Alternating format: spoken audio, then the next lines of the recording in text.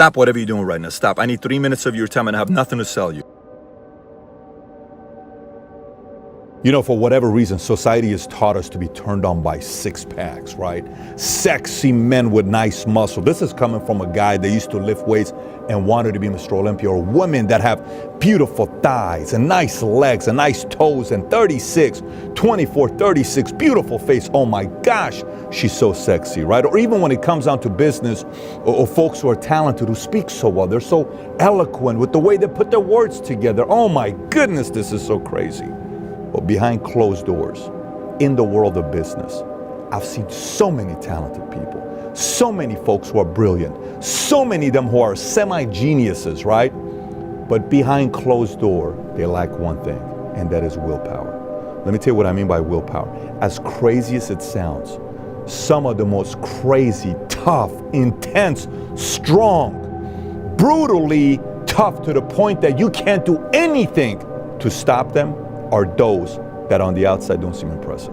Some of the most impressive people I've ever met. Because deep down inside, there's one thing they don't compromise. And let me tell you what that is. Again, willpower. What is willpower? Here's what willpower is. I believe there's never ever been a time in human history where we are more confused than we are today. Let me say this one more time. I believe there's never ever been a time in human history where people, you and I, are as confused as we are today. Let me explain to you why. You see, if you were to go back 1,000 years ago, and you and I are living in a family where our father's a farmer, what do you think we're going to do when we grow up? We're probably going to be farmers. What if your dad's a cobbler? You're probably going to be a cobbler. Carpenter.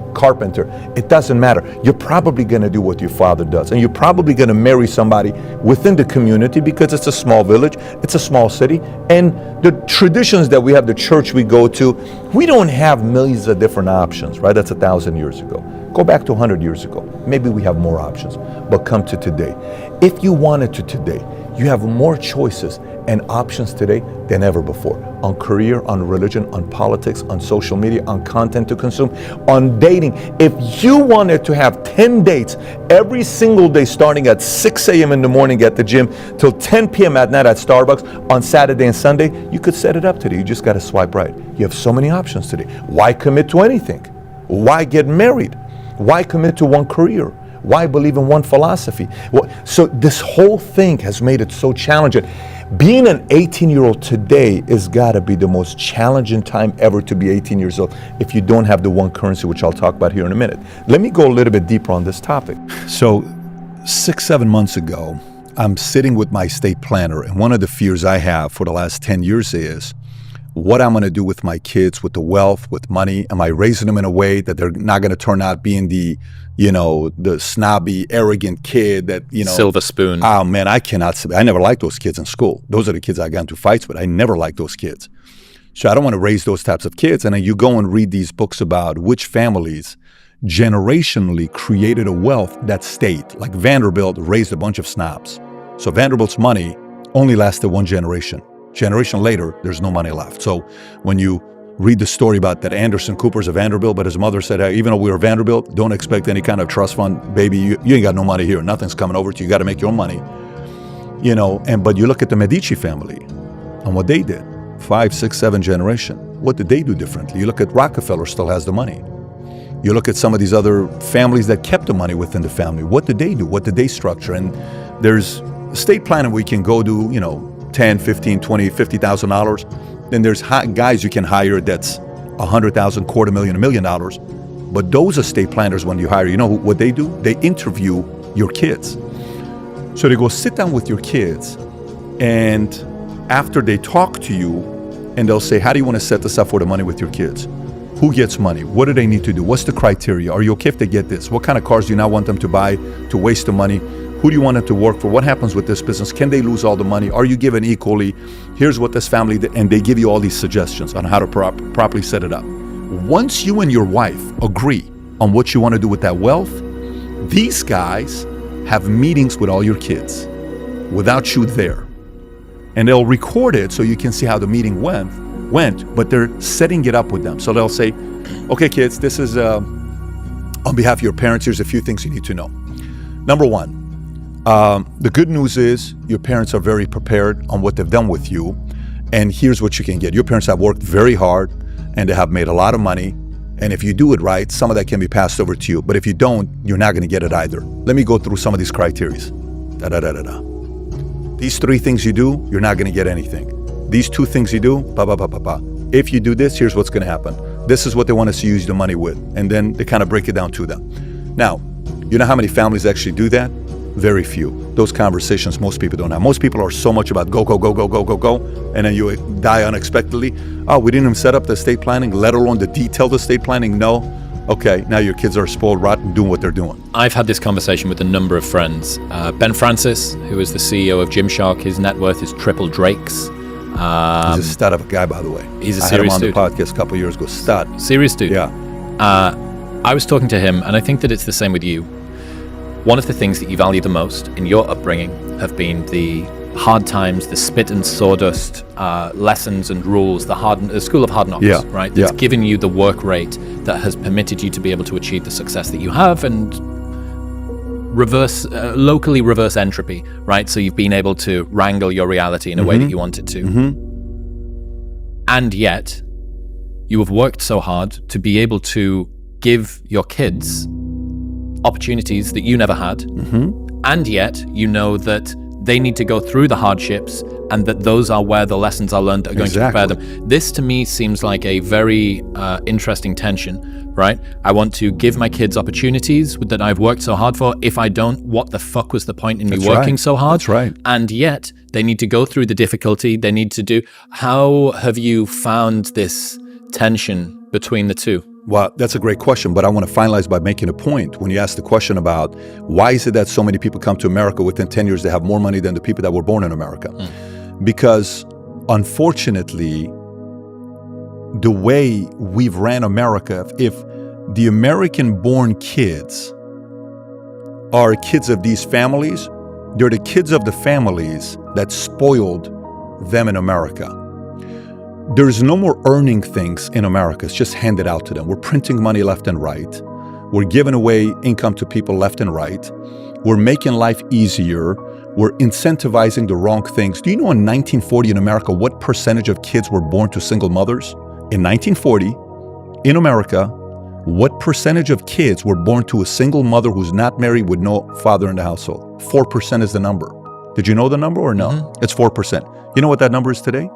Over 50. It's over 40%, shy of 50%. You're right there at the number. You mean to tell me we went from 1944% to today? So what happened there? First of all, policies by FDR, Social Security and the incentives of taking care of single mothers. Then Lyndon Johnson in 1965 took it to a whole different level. Mothers are sitting there saying, the more kids I have, the more entitled programs I get. Great, why would I get married? If I get married, I lose those benefits. The incentive programs America set up totally screwed everything up.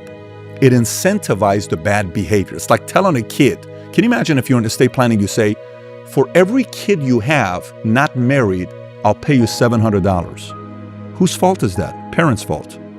Bad policies have consequences. Yeah, you create bad policies. What person in the right state of mind, when they have their wealth, America's a family, it's a corporation, what person in the right mind would incentivize, what parents would incentivize kids to say, I'm going to have more kids and I'm going to give you money out of the living trust? Nobody in the right mind would do that, but America did. So what happened to us? Now we got all this crime. Now we're paying the price for it because all these years there's no father in there to put them in their place, to challenge them, to straighten them up. That's not in place. You know, so that is a missing piece that these kids don't have in America. So to me, if we looked at America as a family, as a corporation, estate planning matters. You know, living trust matters. The right policies matters. Listen, I even think to the point where, you know how in America voting starts at 18 years old? I would much rather, this is a very strange policy I'm going to share with you. When I posted this on YouTube, a lot of people were very upset with me. I would much rather have somebody who's 14 and a half years old, who's had a job and paid $1,000 in taxes, vote, than a 28-year-old kid who's never had a job, never paid taxes. I don't want that guy to vote. Why? Because he contributed to society. The 14-and-a-half-year-old kid, the 15-year-old kid contributed to society and realized how hard it is to pay the taxes into whatever they're spending money on. You want to spend $100 billion to Ukraine, we could have built 20 walls. We could have built 20 walls with that money that was sent. You're not saying Ukraine, I'm saying it, so you're safe. Don't worry. They're not going to come after you. They're going to come after me. So all of these things that you look at, we're going away from earning. When an immigrant comes here, all they're looking at saying, wait a minute, I can go work this and do this and do this and do this, and I'm going to earn this. Yes, I'm going town all day. I'm good with this. Many Americans don't have that mindset because bad policies have consequences, and we're suffering the negative impact of that. But you asked a follow-up question, right, with kids. And your question is how to balance it with challenging them, yet still having the opportunity. What was the question you were asking? I'm in my car, okay? Tears. 30 minutes, I'm crying like a little baby, okay? 30 minutes. Some of you guys brag about going to clubs Thursday, ladies' night, Friday, Saturday, Sunday. I was so committed, Tuesday through Sunday. You know you're hardcore party if you go to clubs on Tuesday night. Thursday night is a given. Sunday, if you're half committed. Tuesday, you're fully committed. I was fully committed. I'd go to Vegas 26 times a year. What club you want me to go to? Pimps and Hoes? You want to go to Dre's? Where do you want to go? I was at all those clubs. All this stuff. This is all we did. I was permanently banned from Dublin's because of something that happened. I could never go back to Dublin's. 22 years old. Who knows Dublin's? Anybody knows Dublin's? I can never go to Dublin's again. So I was permanently banned. So this isn't the Patrick you know today. It was a complete different guy. That night in my Ford Focus, it was as if I came the next day. I didn't see a single girl. Nothing. I saw through people. People thought I was pissed. I'm not pissed. I fully got it. My dad's not going to work at this 99-cent store ever again. The Bet-David family, all these people that would say Bet-David family, oh, divorce, Middle Eastern, mom and dad got a divorce. Poor Bet-David, he's probably going to be a bad kid. I hear he had a 1.8 GPA. He's hanging out with gangsters, and he went to the army because that's the only savior he had. I said my family, I said, let me simplify something for you guys. Listen. I said, the world's going to know this last name. I know the pain we went through. I know the challenges we went through as a family when we came to America from Iran. I saw your language barrier, Mom, you were so embarrassed. I saw the look on your face, Dad, when you were so embarrassed going to gatherings and you would look like people like this to people because you were so embarrassed. I said, you're going to be so proud of your last name. You're going to be so proud you came to America. You're going to be so proud of the sacrifices you made. That day, I never recognized old Patrick ever again. Game over. Like this, 180. No one recognized me. I got the best compliments of all time, which is, Pat, you've changed. We don't recognize you anymore. We miss the old Pat. I said, I have no desire to spend time with the old Pat. I'm in love with the new Pat. I don't care about the old Pat. And it shifted.